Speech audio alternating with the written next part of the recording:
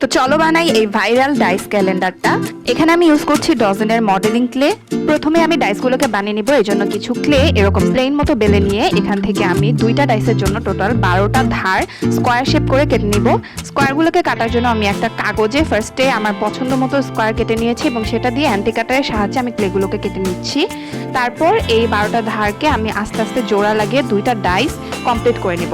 এই ডাইসগুলো ইউজ করে আমরা ডেট লিখবো আর মান্থের জন্য আরো কিছু ক্লে নিয়ে তিনটা রেক্টেঙ্গুলার শেপ করে কেটে নিতে হবে। শুকানোর পর সবগুলো ডাইস আর রেক্টেঙ্গুলার পিসগুলোকে আমি স্যান্ডিং করে আস্তে আস্তে কালার করে নিব। রেক্টেঙ্গুলার পিসগুলোতে আমি ন্যাচারাল একটা রকের লুক আনার চেষ্টা করেছি।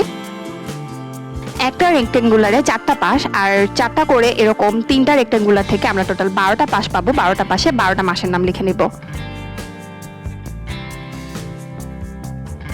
ডাইসগুলো রং করার জন্য আমি এক একটা ধারে এক একটা কালার ইউজ করব। এবার এটাতে ডেট বসানোর পালা।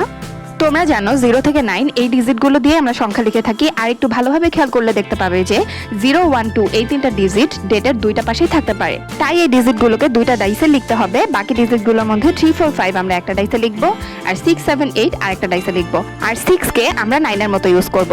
তো এই ম্যাথের মতো ডাইসের ডিজিটগুলো বসিয়ে নিলেই এই ডিআইওয়াই ক্যালেন্ডারটি রেডি।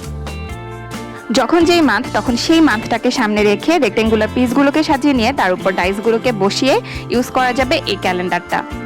আমি এখানে একটা ছোট্ট করে স্ট্যান্ড বানিয়ে নিয়েছি। স্ট্যান্ড ছাড়াও এগুলোকে টেবিলে রাখলে খুবই সুন্দর লাগে।